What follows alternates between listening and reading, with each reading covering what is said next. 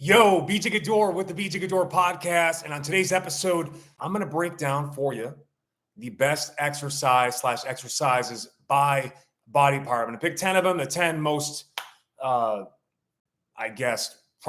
body parts in the game. And what I'll try to focus on is stuff you can do at home, since this tends to be what we focus on most here at this channel. But again, I'll talk about some of the gym exercises I've done over the years if you have a gym access or you have a higher end home gym option as well. So I'm going to talk biceps, triceps, calves, shoulders, back, chest, quads, hammies, glutes, and abs. So this should be a fun episode. I've got members only chat mode on. So if you're a member of the channel, you can drop in any questions that you have in the chat and I will answer them towards the end. Quick intro here before we get into this episode. Our YouTube memberships is live. We are closing in on 100 members. Thank you so much to the early adopters that are helping us support and grow this channel. 3 tiers available.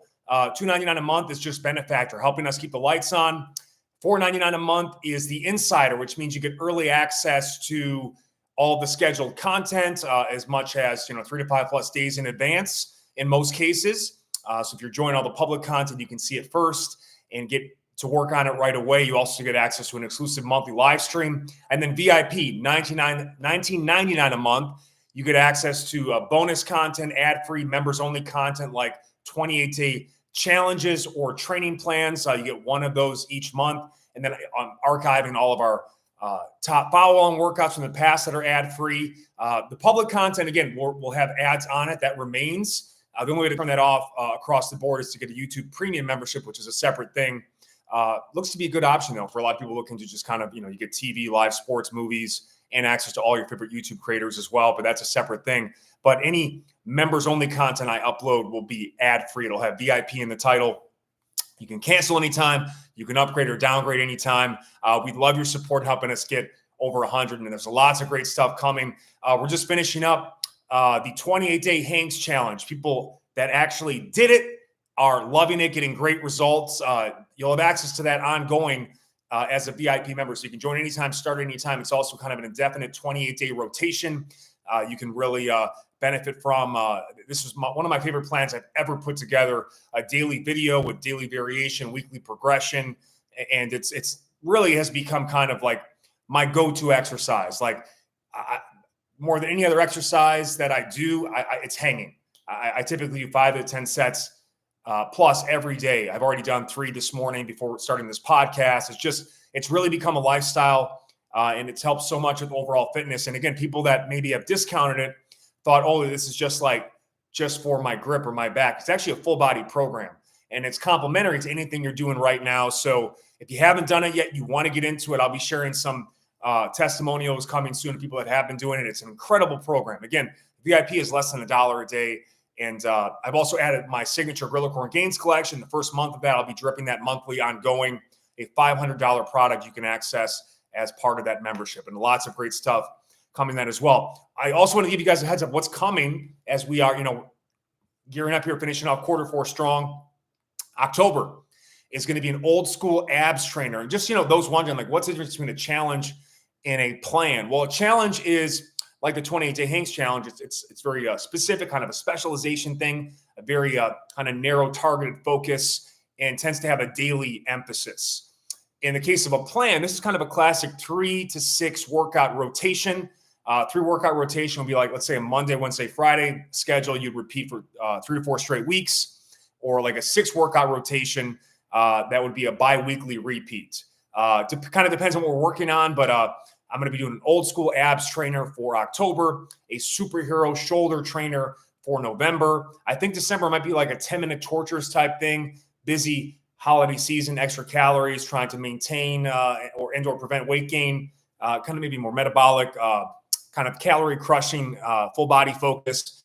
And then, I'm still thinking on what January and February are going to look like for 2025. I think maybe what I'll do in January might be like a 28-day pull-ups, indoor push-ups challenge. The option of doing one or the other or both. And then February, right after the Super Bowl, I might kick off like a post-holiday shred, a rapid fat loss type thing.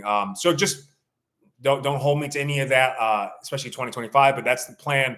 And we'll be executing that coming forward. So we'd love that. Before I get into the body parts too, we had some VIP member questions. that were not hangs related, I wanted to get into. Finn Walker Joe, heavy bag question: good or bad for shoulder health, assuming proper technique? So the heavy bag, I think a mistake people make with the heavy bag is they don't really treat it like what it is, which is resistance training. Like, you get muscle damage from heavy bag training like you would from, like, when I really pound on the heavy bag, it feels like I did heavy presses or rows or heavy dips and pull-ups the day before, which is great. But it also means you have to be strategic about when you implement it and how you structure it into your main workout. So, if you did a really hard kind of bodybuilding style chest and back or arms, shoulders the day before, and you have a lot of soreness the next day, you'd want to, maybe do a shorter heavy bag session to help with recovery, but also know too, like, if you're not used to the heavy bag, that will also create that level of soreness that might be too much too soon. So you have to initially, I'd say once or twice a week, working into your schedule. And, that being said, you said assuming proper form, it is it's my favorite cardio workout. Like, the sled is, it's kind of like that between that and the sled, honestly. The heavy bag, obviously a little more upper body intensive, sled more lower body intensive, though you can kind of make both more based on what you're trying to do, what variations you're working on it. But it is such a great stress reliever, and maybe the best thing you can do for your shoulders, especially because of, like, there's so much protraction. The serratus anterior, that muscle right alongside the ribs here, serratus anterior muscle, it's called the puncher's muscle because it's what protracts or pushes away your scapula. And when you're stiff, you actually can't even activate that muscle because you're so locked down, and the scapula isn't gliding or rotating or coming up and down the way it needs to on your ribs. That's what they're supposed to be able to do, this, be able to control that. And so it's incredible for upper body development, shoulder mobility, health, performance, stability as well. The biggest thing is just the way I look at it too is, like, as someone who played offense and defensive lineman, you never want to have your arms out like this, right? And someone comes through, you can absolutely blow out your shoulder. You want to focus on keeping the elbows in tight to the side. In a similar fashion, when you're punching a bag, you don't want to be kind of flying out like this and really putting your shoulder in a bad position. Everything should be, you're really driving the punches more through your hips and loading up, kind of creating all the force from the ground up and really driving with hip and trunk rotation. And your arms are basically just almost like you're throwing a discus or a shot put. They're just the expression of all that force you generated from the ground up. And again, especially hooks and uppercuts, 90-degree angles to help really kind of give you good joint positioning. By the way, check out, I have on this channel a bunch of boxing follow-along workout, shadow, also heavy bag. My favorite one is the 1-hour heavy bag workout from hell. Also, there's a 5 heavy bag workout thing we published a couple months ago. I'll be adding that soon, VIP ad-free, so stay tuned for that. But, consider too, start working in with just shadow boxing. A resistance band can also help give you some entry-level shoulder mobility, serratus work, even light hand weights or egg weights, as they're called, like 2-pound things you can hold, or like dumbbells, can help build some of the stability and strength in the shoulders as well to get you ready for the heavy bag. And one of the biggest things too is you just never want to put your thumb inside your fingers, that you can break your hand that way. So that's one component as well. Underneath the glove, this is what the fist should look like. Learning how to strike properly from palm facing to overhand. And again, you start light, just like getting into a weight training session. You don't just start pounding the heavy bag cold. It's a dimmer switch. So you start like 1 or 2 out of 10, just light, easy punches, placing the hands. Sometimes I'll even extend into the bag and just isometrically hold, and even kind of just, again, you're trying to grease the groove, and it's not worrying about what other people are thinking or looking at you and stuff like that. It's especially great when you have a heavy bag at home. You can really do the right stuff. But then you just kind of ramp up the punches. But the biggest thing is, except for these straights, the jab cross, you got to keep 90-degree angles in the arms, and you never want to find yourself with kind of your elbow behind your body or the elbows too far out to the side. That's where you can get some shoulder issues. So again, just people that wind up and go like this, you're really yanking on that shoulder joint. Everything's tight and crisp and connected, and use angles of strength. So that's one thing to note. So it actually is incredible for shoulder health. And an added benefit too, there's energy goes both ways, right? So you unload in a heavy bag, it's an object. It's going to send energy back into your body. So one thing I noticed too, beyond like letting out a lot of stress and tension, it actually it's like a vibrational massage throughout your entire body when you load up and hit that bag. And when you finish, you'll actually feel like how much looser your muscles are. My wife even comments on this sometimes. She gets a lot of tension from desk or computer work, and 10 to 20 minutes in the heavy bag, and like she feels like all of it just kind of releases out. So it actually is just an incredible thing for the shoulders, beyond being my favorite low impact cardio, like head to head with the sled. Joe also had a question, out of curiosity, what is your favorite, most challenging part of the gig of running an online fitness channel, programming or marketing or filming or etc.? What are the most satisfying and frustrating parts? So it's an interesting question. I appreciate that question. So the most challenging part of kind of almost anything is the stuff that you either don't enjoy and or you're not as good at. So I'm not as good at editing video, so that's something I've gotten much better at, and it's a practice thing. Or designing thumbnails. I've designed over 1,000 thumbnails this year, and now I've gotten good enough to the point where they actually perform better. They get better click-through rates than people I was paying to do it for me. I'm not saying I'm a better graphic designer, but the reality is they're overperforming people that my thumbnails are performing better than people I've paid in the past. And a lot of that is just knowing what people are looking for and just analyzing the thumbnails, reworking them, split testing them.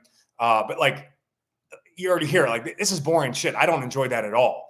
It's part of the business. Like it's actually shocking. And it's almost kind of how I've had to kind of flip the approach with like one featured video a week.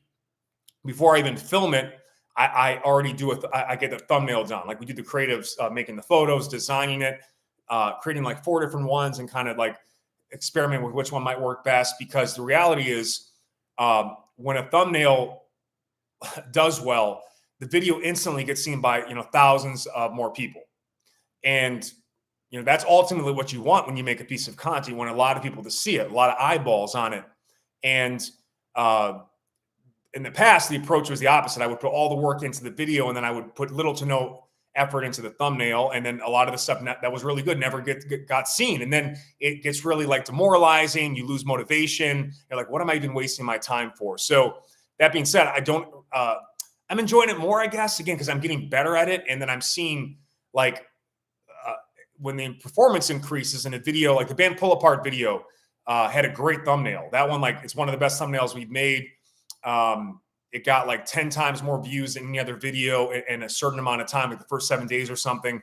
It was also a great piece of content. I put a lot of time and effort in, so that was very rewarding. So I actually got some more motivation to work on the subsequent thumbs that maybe they didn't do as well as that one, but they still had been doing better than other thumbnails. So definitely don't enjoy it though as much. Like what I really enjoy is the creative. Like I love to make workouts, plans, stuff that is impacting. That's actually like really in my wheelhouse and skill set. Like that's where I'm at my best. If I could spend more time, like all my time on that, that would be great. But the nature of it is I've got to do it all at this point. And that's good, because if I ever want to offload it, I will know how to best do that because I'm actually doing it. The issue is every time I try to do more of that, like, honestly, like no one gets things done the way I get things done. It's just, I operate at things at a certain pace that I just am not able to find. Very few people can work at this pace. They tend to burn out with the pace I run at. And, is that a me thing? Is that a them thing? It's a both thing. Like some people just can't operate at this pace, and that is what it is. But that's kind of required when we're talking daily content and constantly adjusting based on how things are performing and stuff like that. Frustrating parts, obviously, like some of these videos, by the way, like it takes 6 hours to edit, and like all day edit. I've been editing video a long time. Like even since like high school when the original IMAX, and it was more like for comedy and sketches and stuff like that. We had a lot of fun. My friends and I like doing SNL type stuff or, this type of bullshit. But, what gets tough is when it's on a deadline. And then again, like people that have never edited video, like it is like my brain is soup by the end of the day. So like it makes it very difficult to like be high energy, motivational, joyful when like, at the end of a 6-hour edit. Also, it's a business. So what's most rewarding is when things are getting seen and the channel and the content is performing well monetarily. That's the number one thing. This is a business. It's easy to forget that because for most of you, it's just a hobby. It started as a hobby for me, but just like when you go to your job, the most important thing probably for you is to bring more bread home for your family, to secure your future and security. So I mean, just being honest, like at the age of 42 now and looking at my future, I'm hoping to do, my plan is like 8 years like this, hard, focused, daily content in this manner.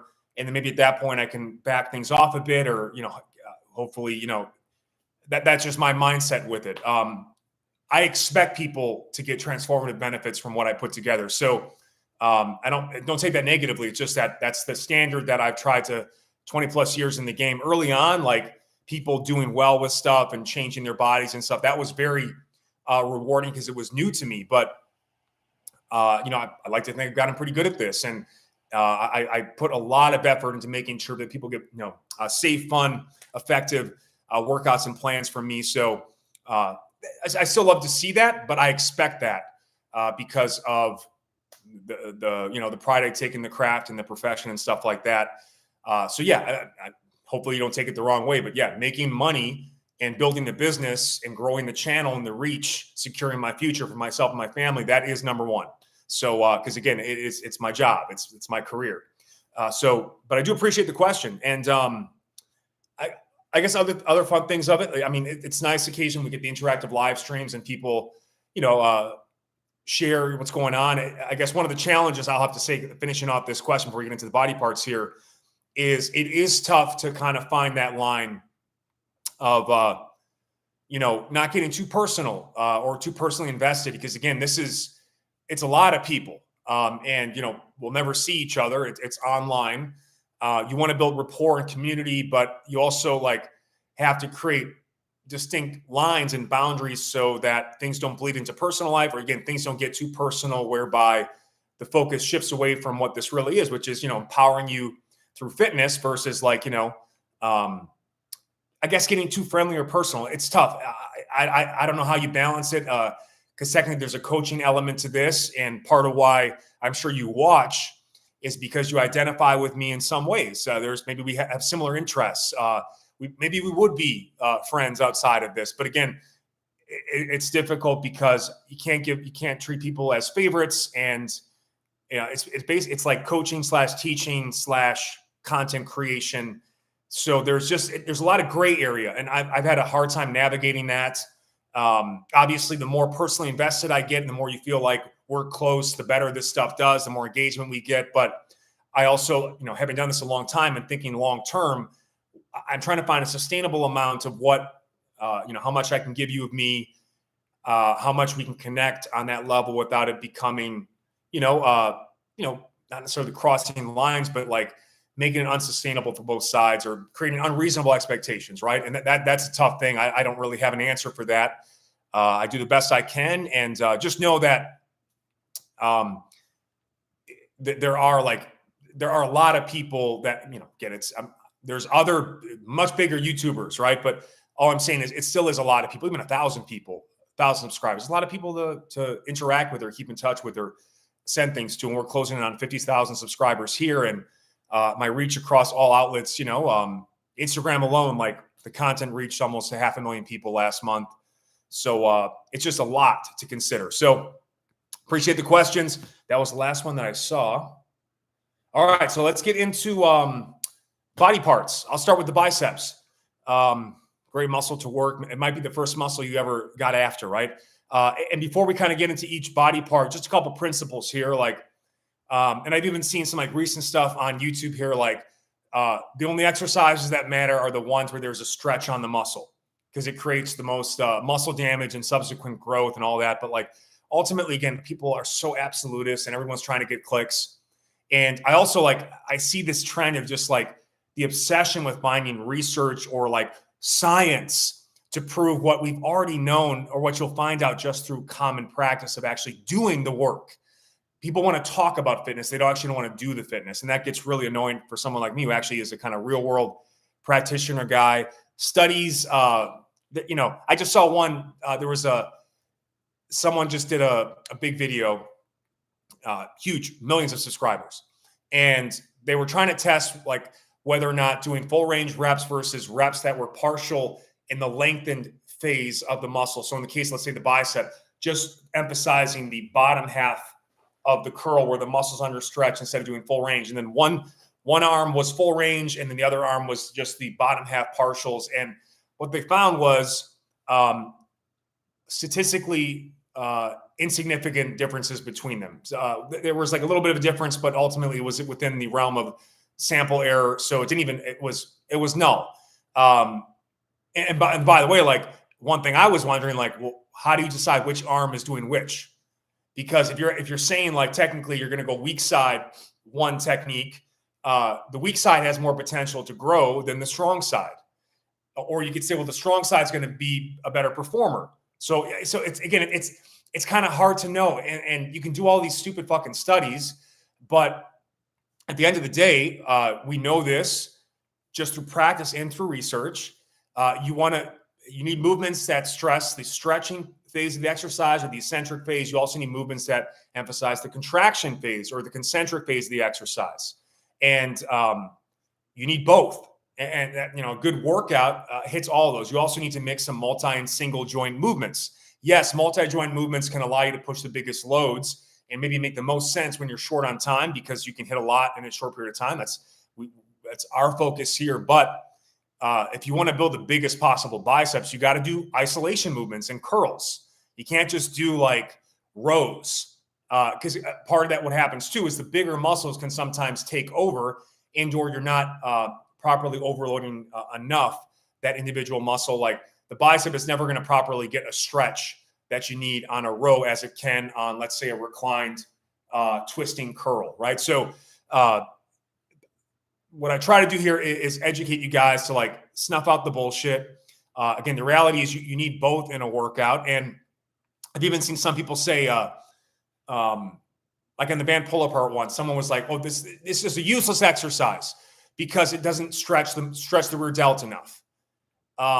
And again, like immediately, I think I'd love to award you with the dumbest motherfucker of the week award.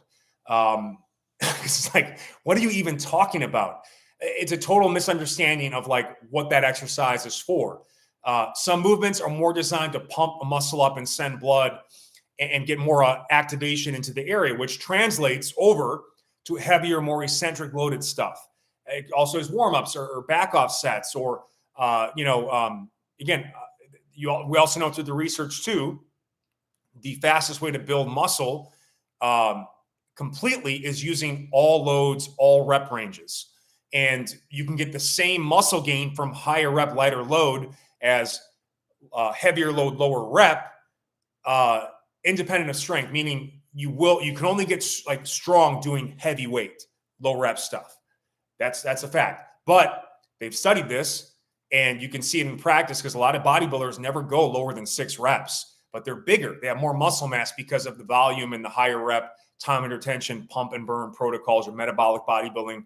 So it all works. You need all of it. And so people on the internet, they go on and they follow their favorite influencer who says, "Oh, this study says you can only get muscle in the stretch." So now everyone in the fucking gym is only doing bicep curls up to halfway. So it just blows my mind. And that's kind of where we are because a lot of people go on the internet because they can't think for themselves and need someone to tell them what to do. And they're looking for a guru. I'm not your guru. I'm your guide. I'm going to share what works for me, what I've seen work for other people. And I hope that you bring your own personal experience into it as well and find out what ultimately works best for you too. So biceps, my favorite, and I'll mention like in some cases a multi versus single joint or like a different, it's hard to get just one, right? I guess I'm going to give just one for the biceps.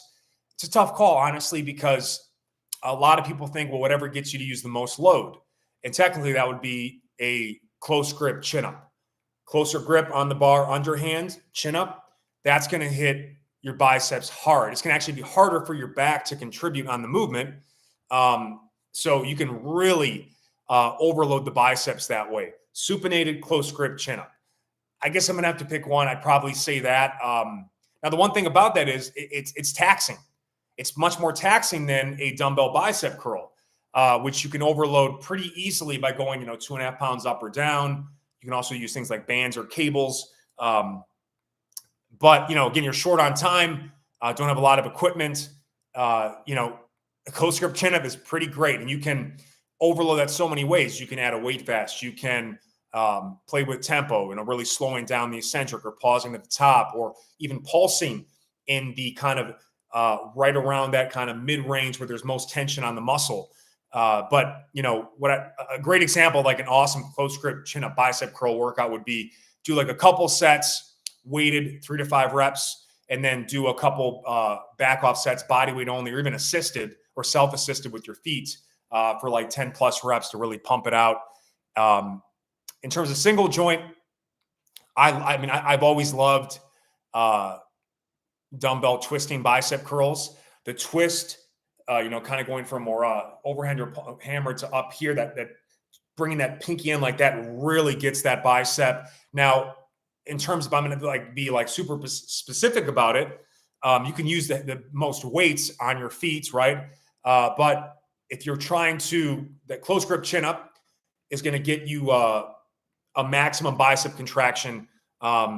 You'll really get a good peak on that one. When you look at the dumbbell curl, you're not going to get as much stretch, right?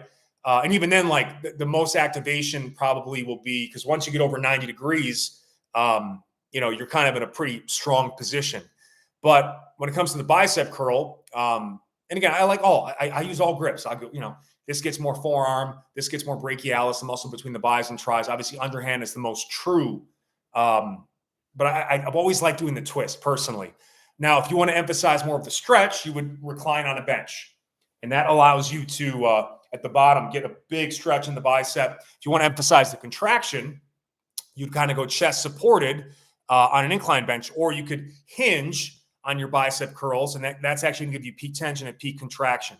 You could also emphasize the contraction with bands, because it stretches, right? It gets most of the top. So there's lots of ways to hit it. But those are the two that you have to do if you want big biceps: a close grip chin up and a curl.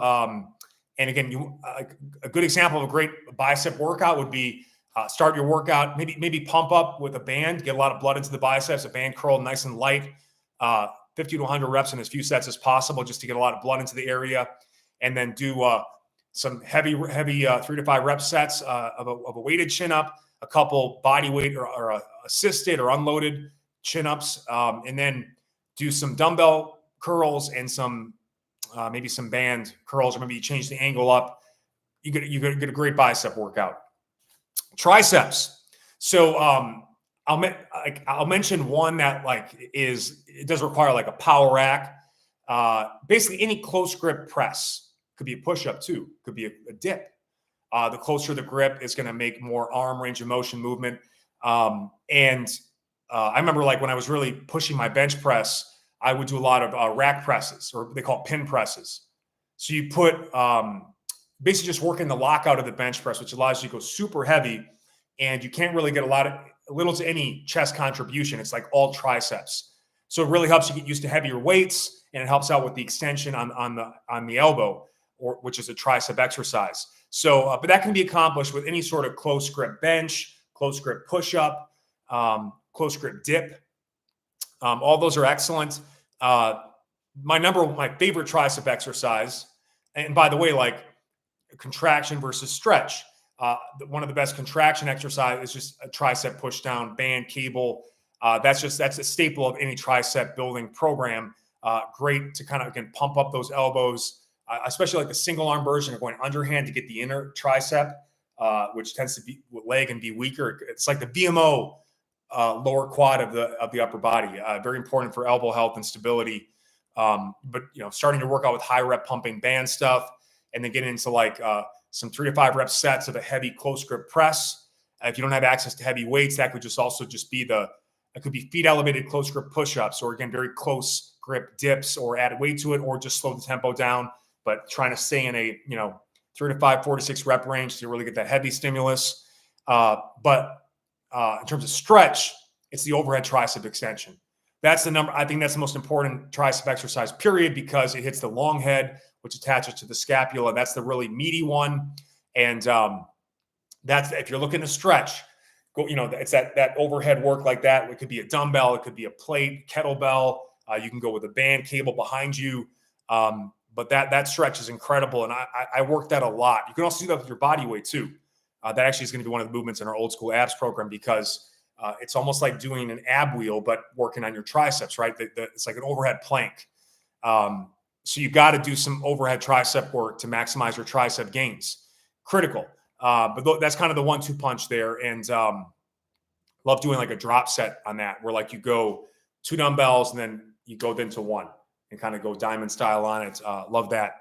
Calves. It's like no one wants to hear the guy with high calves or no calves, team high calves, calf advice. But again, I have dedicated time to them, and they have grown. But that is maybe the most genetic of body parts. Like, it's very specific to your anatomy. And if you have your calf starts towards the knee, the high calf setup, there's a limit to how much there's going to be growth there. And a lot of it too is based on body size. And some people just have huge calves and they don't do shit. But I've done a lot of experiment with a lot of different calf work. If you have a gym setup, it's tough to top like a standing calf raise machine or a leg press calf raise setup, because again, you can go pretty heavy there and you can really, push the stretch and the contraction and drop sets and all that stuff. But if I have to pick one, single leg calf raise, and that can be done, by the way, upright. That can be done hinge or donkey style. That can be done bent knee to get more soleus. But single leg calf raise, even with body weight, like it's indefinitely challenging. You really can get both the stretch and the Achilles fortification at the bottom, especially off a step or a slant board. And then you can get a massive contraction at the top. You can add weight vest, dumbbell, drop sets, intraset stretching, where you do as many reps as you can and you rest in the stretch. I found the most gains, both the mobility of the ankle and the calves from that type of strategy. For soleus, this is one of those things where I just don't think you can top a seated calf raise machine with the knees bent, plate loaded. I actually got one for my birthday when I was in 2017. I sold it on when we moved to Palm Springs area, but hard to top that one. You can try to mimic it with dumbbells and stuff. It just doesn't work as well. And even the bent knee, like standing ones, they can target the soleus pretty good, but it's not the same. I will say, I noticed pretty significant soleus development from backward sledding on my sled tread, manual sled treadmill. And, I was like, I'm very surprised to see that, both like VMO and soleus gains. Because again, like it's bent knee and it's continuous pushing off the toe. So it actually does hit the soleus more, the lower calf, which kind of comes underneath the higher upper calf gastrocnemius. And then you want to do your shin raises too. And it's not really about growing your shins. It's just about balancing the muscles across that joint. Seated and standing shin raises on one leg is really tough. So those are kind of my favorites. With the calves, though, the stretch is the most important when it comes to. That's why, again, always do them off of a slant board or steps. You can really sink down and get that stretch. Shoulders. It's hard to go against the Arnold press, right? That rotating press, which hits all heads of the shoulders. Technically, like you get more classic delt isolation out here. That can be tough on some people's shoulders. Again, you want to mix all grips, but that twisting overhead press tends to be the biggest return. And again, with the shoulders, very important to get the range of motion. A lot of people they'll do barbell stuff and they'll only go to the top of the head, or they'll stop right here because, this hurts my shoulder. Well, you're going too heavy. You want to go heavy, so you're not going all the way down. I was there. I've been there. But I like to get all the way down and sink. And the great thing about that twisting press is you can bring them right here and almost get underneath the clavicle and then come up and really sweep out those delts. Love the Arnold press. I guess my favorite barbell press was behind the neck, because that absolutely smokes your upper back and your traps. beyond building the shoulders too. And I guess a classic one is a Bradford press, where if you want to just completely isolate the delts, you go from the bar resting on your shoulders, bring it over your head to your clavicle and back. You can do it with a band too, which is less stressful on the shoulders, but the Bradford press is great too, but you can't beat a classic Arnold press. Love that. And then you want to do some multi-joint too, because you can isolate each head. If you're doing presses, push-ups, dips, you're getting a lot of anterior delt as it is. And what you'll notice, most people have very or stronger front versus side rear delts. So not that you don't want to do any front raises, but I would prioritize the laterals and the rear delt flies or even band pull aparts. By the way, my favorite arm and shoulder workouts are in the water. I take my water bells, and they're not weighted. They're really just designed to get you more drag fluid resistance. And I love doing 2-minute sets, pumping, curl tries, variety of shoulder raises. I love the laterals in particular. I do in the water, but you can do these with cables, bands, or whatever. But you can come behind the body and stretch there, come back, and then come in front of the body. I kind of do that sweeping motion. Feels really good on the shoulder, and the pump is just off the charts. But a good shoulder workout would start with you do some heavier lower rep sets, and then back off with some lighter sets. A great one too, if you really want to challenge yourself, is a good finisher with dumbbells, or even kind of a drop set could be you do as many presses as you can, then you just hold the weight, and you can hold it here, or you make it even hard by holding overhead and just kind of.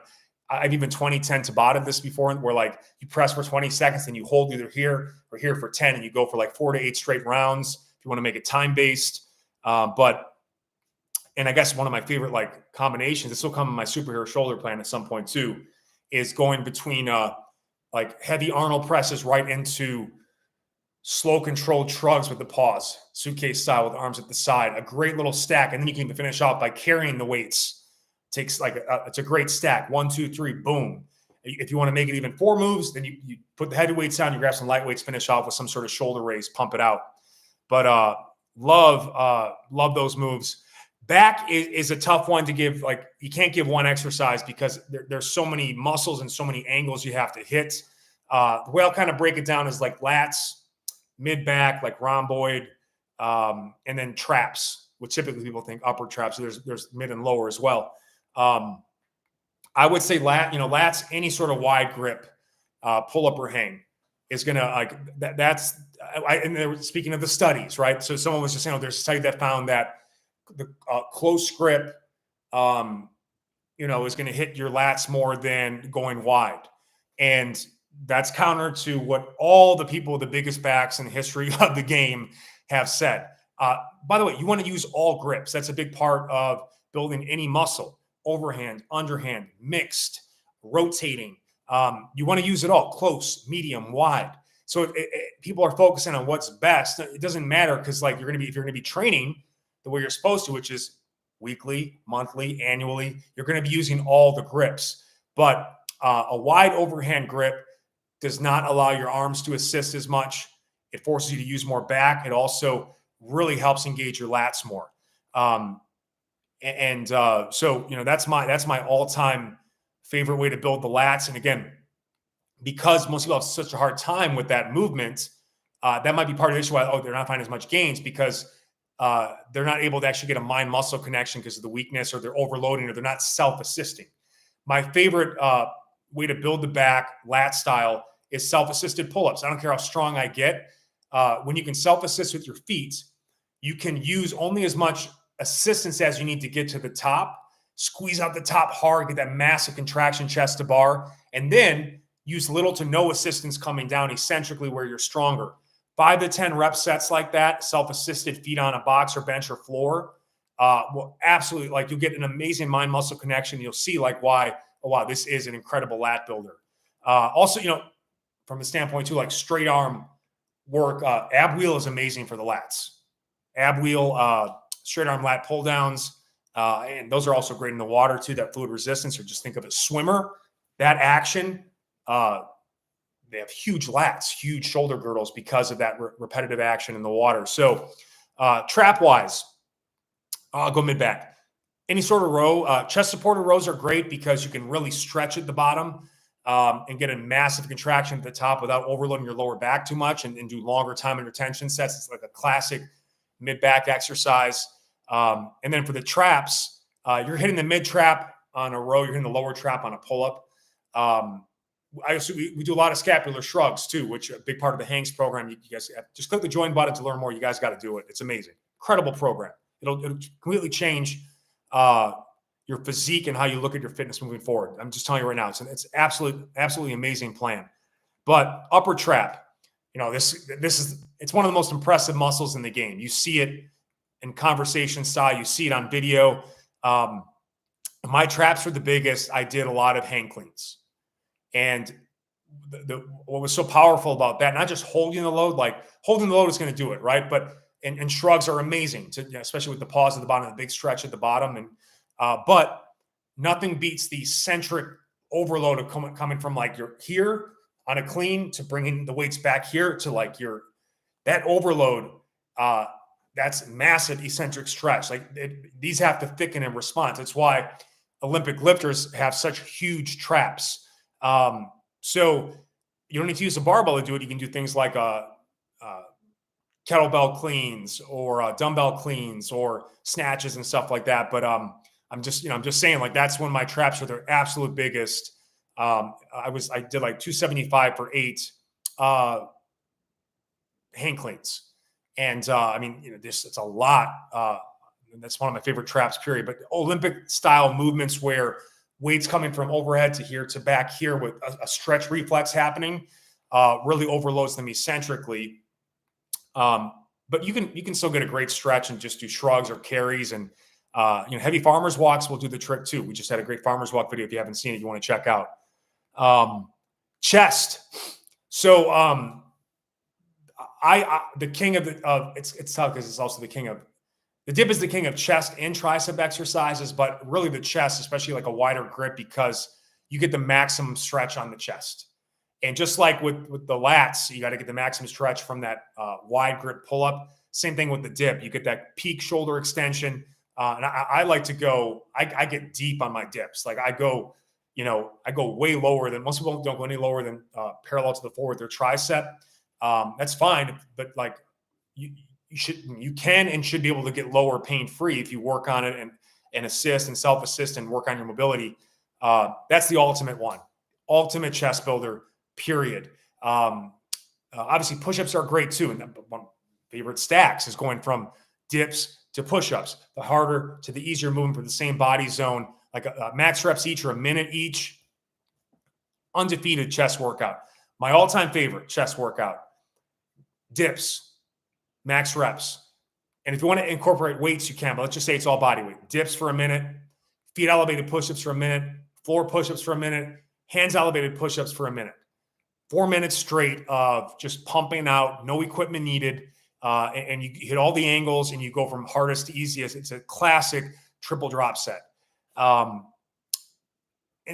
I'd also say that, again, an area to really focus on too with dumbbells is the incline press, which gets more of the clavicular portion, adds more meat up here, which again it's going to show more in a shirt or a tank top. And people tend to think about that. Like, I guess the ultimate like tank top, I guess just shoulder up workout would be upper incline presses for the upper chest, like some trap work, and then some lateral delt, which adds the width. And a muscle that also doesn't get hit as much on pressing or rowing. Like pressing gets the anterior, rowing gets the posterior. You need to do some direct lateral work and, pinky up, as they say, to also help kind of hit that lateral delt. But upright rows are also great too, but can be stressful on some people's shoulders if they just go too heavy. And that also is, especially if you upright row and kind of sweep out like this, as you do it, that can really get the lateral delt. It's a great movement. It's one to work on to be able to do, and you can actually start doing that in the water with water bells. It's actually, I know just people that have had shoulder pain doing upright rows in the water, it feels fine. Because again, it's not as much eccentric gravitational stress. But incline flyer press too. What you could do is you go like from, you could do a heavy incline presses for, let's say, 6 to 8 reps. And then you go and drop the weight in half or more and go slow, isolated incline flies, stack it out. Again, in the water, I love doing like water belt, hand fin resisted, like flies or butterfly stroke. You can really pump up the chest, and it's just much easier on the shoulder, the anterior shoulder, than especially if you have mobility issues or history of shoulder pain. The water can really allow some awesome pumps. And what I also do too, like I've shared this video, poolside pec pump. I'll go between doing push-ups or dips off the edge of the pool, and then I'll do some flies. And the beauty of the flies in the water, it's two-way. I get the chest and the back simultaneously. So I kind of love doing that as well. Here's an extra one. I love to pair. I actually just did this this past weekend. And again, like I think a lot of people, because I make you guys very structured workouts with timed and follow along stuff, but mostly what I do today is it tends to be kind of open-ended and countdown based, meaning 20-minute clock. I'm going to start doing some really slow pulsing style feet elevated, high incline feet elevated push-ups, like really high. Like I was angled like this, hands down with my gloves on, allow me to extend a range of motion. I'd go all the way down. I kind of stay down in the stretch for a bit. I do some pulses, come all the way back up. I would, I do as many reps as I felt necessary, or before I would maybe lose form and technique, hit the heavy bag. And then when I would stop, when I noticed my power was slipping on the bag, I went back to the push-ups. Just did a 20-minute flow on that. Ended up getting like 5 to 6 sets in the push-up, amazing chest pump. And then I was getting full body cardio. It's also a contrast method too, because you go from like, especially feet elevated, that's about 80 to 90% body weight on the press. So, over 200 pounds, that's a lot of load. And then you go to doing fast, explosive speed, power punching. You actually can, you'll know initially you'll be punching harder and faster because of that contrast. It's like running uphill and then running flat. You'll run faster flat after that going uphill because of that heightened neurological response and just that load. So that's one of my all-time favorite, like chest cardios. I also like doing like a set number of push-ups and/or max rep push-ups, sled push. And you go like that for 10 to 20 straight minutes. It's another really simple but deadly chest workout. Quads, coming here now. Any sort of heels elevated squatting is going to allow you to stay more upright with the trunk and put more stress onto your quads. That's also why a front squat or a Zerker squat is better for your quads than a back squat, because on a back squat, you have to hinge more and you got to use more glute ham, low back. But if I have to pick one, it's going to be a heel elevated, front foot heel elevated Bulgarian or rear foot elevated split squat. And I'll tell you why. One, front leg, where about 70 to 80% plus of the weight should be on. Heel elevated, that's going to allow that knee to travel more forward, get a more aggressive ankle and knee angle, and really hit the lower quads more upright trunk as well. But there's also a lot of magic happening on the back leg, which is stretching. In particular, the middle quad rectus femoris muscle, that gets so loaded under stretch. So you're getting massive muscle gain, middle quad back leg. And then you're also really hitting the full sweep of the quad, lateralis outside and VMO inner, because again, it's single-sided. So you get inner, outer, more activation than you would double-legged. And then adding the heel elevated slant board into that, like even body weight on that would just be an incredible pump. And I love to pair like backward sled and Bulgarian split squats, because you're just constantly keeping blood, especially someone who has arthritis and bone spurs in his knees. I'll warm up doing some backward sledding. And then also it makes it so even a body weight Bulgarian split squat will feel like I've got 100 pounds added. A lot of slow tension, slow eccentric pause at the bottom, pulsing at the bottom or pulsing at mid-range, and then just pairing that with backward sledding. Amazing way to blow up the quads. Single joint isolation. Obviously, leg extension is the one, but my preferred option is in the water, because you get continuous fluid resistance and it just lowers stress in the joint. If you have any form of cartilage wear, meniscus wear, arthritis, even like I could do light load with ankle weights, and I just got a pair of 5-pound ankle weights at Dick's the other day. I was filling up my electric car on a trip, and I'm like, let me just go take a look at Dick's. And I'm like, I'm going to need some ankle weights, because I can add it to my hip flexor work, and I can start doing some really slow, light, long duration, leg extensions off of my massage table, get full range. But In the water, it's amazing. You can do a lot of like 5 to 10 minutes straight, amazing pump. It's easy to recover from. And again, you're getting resistance for the full range. You can add ankle fins or even foot fins to increase the drag resistance, which means more load. And I'll do a lot of intervals off of that, or I'll do a resisted day and an unloaded day based on what's going on. But that's my favorite option. And if you've got good knees, and you can just make sure you're going light and you're focused on getting a good stretch at the bottom and a good contraction at the top, versus just like putting the whole weight stack like I did when I was young and as an idiot, and then just like moving it with no regard for human life. You might think you're cool, but you're just going to end up with bone spurs, bro. Trust me.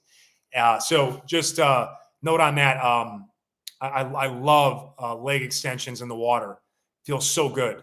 And it's one of the only ways I can really hit that isolation movement without pain or discomfort, at least to this point. Hammies. I guess this is a tough one, because it's like, what's the best versus what can people actually do? The one that almost anyone can do or build up to is a rolling, sliding, or hanging leg curl. Hanging means we were just doing the Hanks program. Week 1, we emphasize hanging bridges.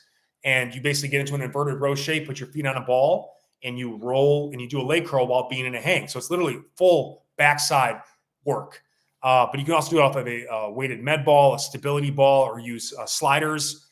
It works both functions of the hamstring. Low hamstrings get hit on knee flexion. That's a classic leg curl, but also on hip extension. Typically, what people will do, and you want to do these, you want to do it all too, but they'll do isolated leg curls for the lower hamstrings, and they'll do hip hinges or stiff-legged deadlifts or Romanian deadlifts for the high hamstrings.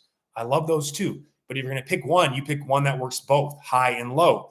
And with the added benefit too of like not being as stressful to the spine, you can do them anytime, anywhere. You get more core work, and it actually translates more to running because it's a very sprint-specific thing to be able to flex at the knee while extending the hip. Very specific to running and sprinting. So that's my favorite. Technically, a Nordic or Russian leg curl, and you can do these with assistance, or you can walk your hands out too and stuff like that. That's going to give you the biggest stretch and essentially overload those hamstrings. But you can also do that with things like stiff-legged deadlifts, or especially when you go like single leg, sliding, rolling leg curls. That's next level stuff. Those never get easier. You get more range of motion, better contraction, and body control. And then isolation style, same thing. I like doing, like, I'll do a lot of like hamstring cycling in the water off the edge of the pool.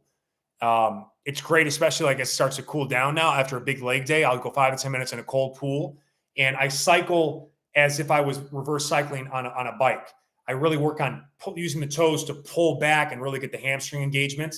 And it's an incredible hamstring contraction. And especially if you're someone who's been prone to like cramping up behind the knee or the upper calf while doing hamstring work, that high repetition, like 5 to 10 straight minutes of that, even with just body weight, adding the ankle fins or foot fins really makes it much more challenging.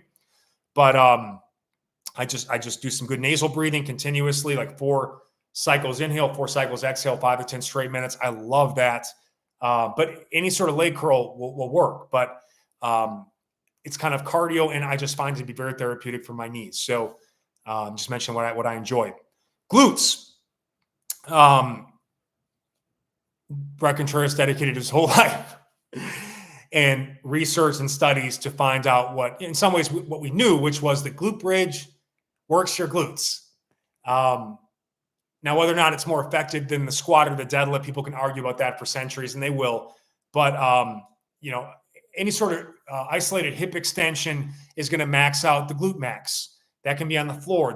My favorite option is shoulders and feet elevated. That allows you to get extended motion, peak angle contraction at the top. It's even better with like a slant board. And you'll see this in a lot of these, like the Glute Drive designed by friend of the show, Pete Holman.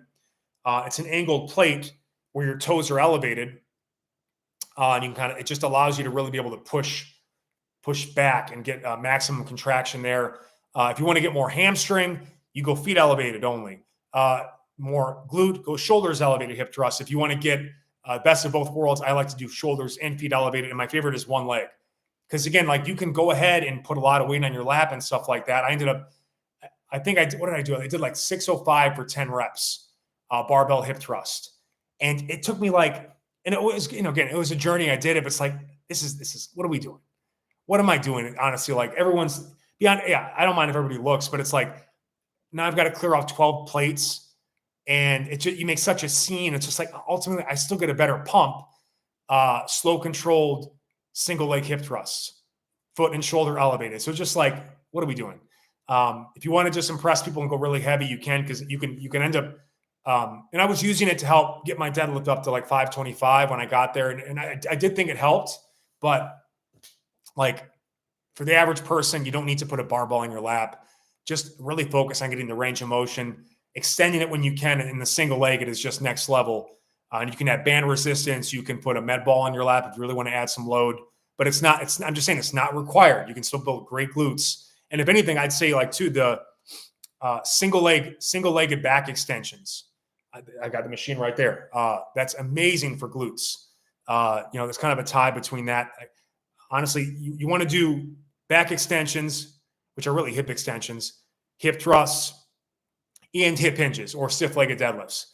But, regular deadlifts too are great, but that's going to involve more thigh movement if you're trying to isolate the glutes. And then because the glute, like the shoulder, is a very complex ball and socket joint, you've got to do lateral and rotational stuff, clamshells, abductions, shuffle walks with the band. My favorite one that kind of gets them all at once, again, you go in the water, especially with an ankle fin, and you do hip circles or hurdles in the water, both ways, internal, external. That gets the full sweep of the glute. Minimus, maximus, medius. You'll also get your hip flexors. It's very therapeutic. It's great for hip arthritis or clunky, stiff hips. Great way to round out your glute training. Finally, and it's kind of timely because next month, and again, like if you're not a VIP member, click join. Join us. You can cancel anytime. Only $19.99 per month. It's less than $1 a day. We have an old school abs trainer coming, and we're going to just be focusing on like the classic drills. Variety of sit-up variations, abs wheel, dumbbell side bends, back extensions, and lateral extensions off of the bench. If you haven't, by the way, if you don't have access to all the equipment, that's fine. There will be enough workouts that will be minimal equipment or bodyweight only that you can do. There will be available 6 bodyweight only 20-minute bodyweight abs follow-along workouts as well you can access.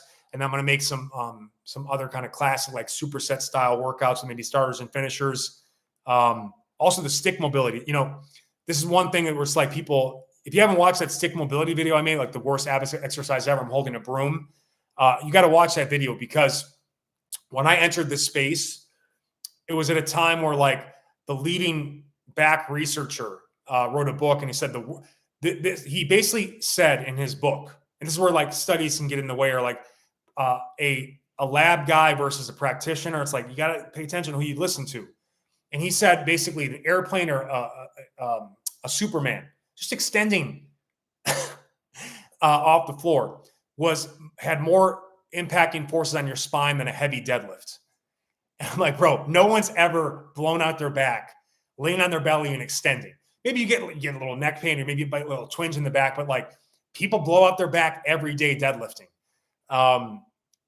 It's like this is what your studies have resulted in. And it also kind of led to this movement where like all you should do is plank.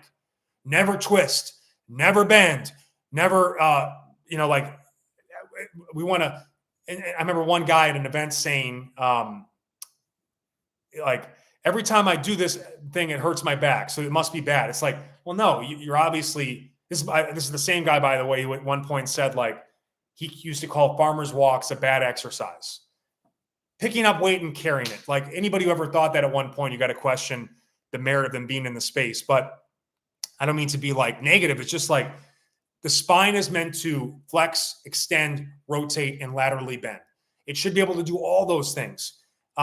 Taking a stick and twisting fast out of control for 10 straight minutes to spot reduce your love handles. No, that's not a good investment of time, or that's not the right reason to do it.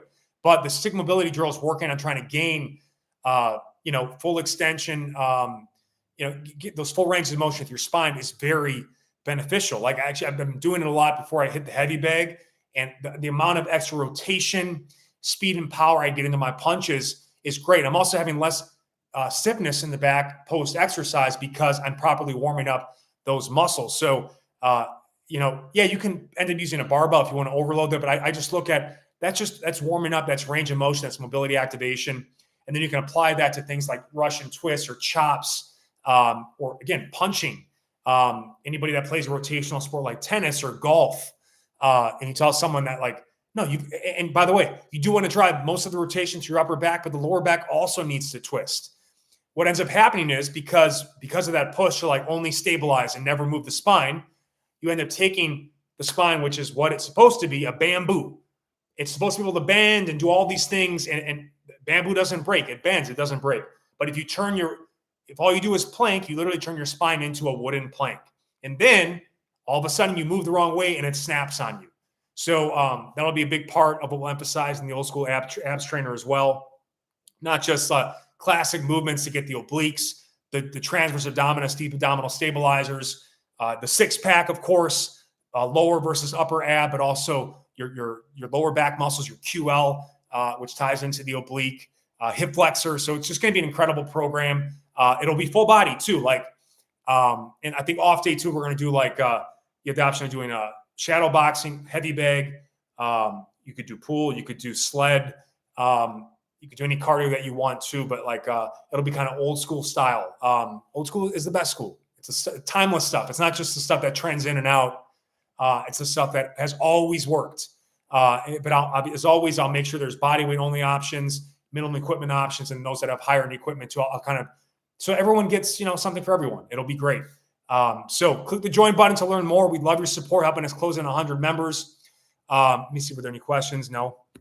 Good. I answered VIP questions in the beginning. Hope you guys enjoyed this episode. Like, share, subscribe. And again, stay tuned. Lots of great content has been posted. Be sure to check out the Farmer's Walk Guide, the stick mobility for the abs and low back pain, and also the band pull apart video too. And if you haven't done the Hanks Challenge, there's a reason I kicked this off as kind of the flagship program of our new YouTube memberships. It's a complete paradigm shift and approach to how I do things. And I know it'll unlock for you just endless gains in and out of the gym. You got to trust me in that. There's a reason why we did it. So click the join button to learn more. We'd love your support, and hope you guys enjoyed this episode. Peace.